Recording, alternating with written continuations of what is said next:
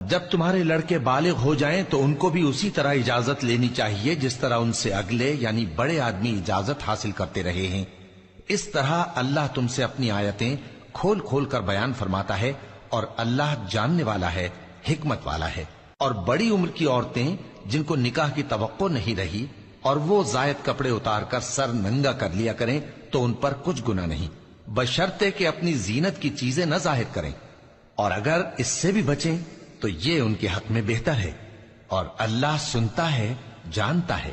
نہ تو اندھے پر کچھ گناہ ہے اور نہ لنگڑے پر اور نہ بیمار پر اور نہ خود تم پر کہ اپنے گھروں سے کھانا کھاؤ، یا اپنے باپ دادا کے گھروں سے، یا اپنی ماؤں کے گھروں سے، یا بھائیوں کے گھروں سے، یا اپنی بہنوں کے گھروں سے، یا اپنے چچاؤں کے گھروں سے، یا اپنی پھوپھیوں کے گھروں سے، یا اپنے ماموؤں کے گھروں سے، یا اپنی خالاؤں کے گھروں سے، یا اس گھر سے جس کی کنجیاں تمہارے ہاتھ میں ہوں، یا اپنے دوستوں کے گھروں سے۔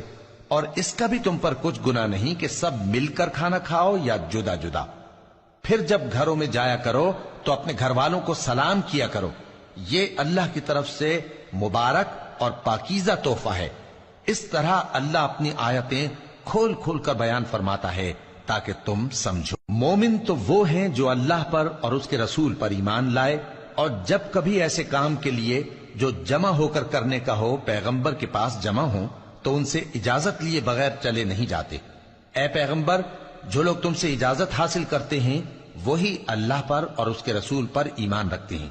سو جب یہ لوگ تم سے کسی کام کے لیے اجازت مانگا کریں تو ان میں سے جسے چاہا کرو اجازت دے دیا کرو، اور ان کے لیے اللہ سے بخشش مانگا کرو، کچھ شک نہیں کہ اللہ بخشنے والا ہے، مہربان ہے۔ مومنو، پیغمبر کے پکارنے کو ایسا خیال نہ کرنا جیسا تم آپس میں ایک دوسرے کو پکارتے ہو۔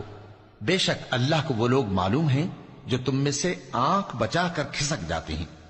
تو جو لوگ ان کے حکم کی مخالفت کرتے ہیں ان کو ڈرنا چاہیے کہ ایسا نہ ہو کہ ان پر کوئی آفت پڑ جائے یا تکلیف دینے والا عذاب نازل ہو۔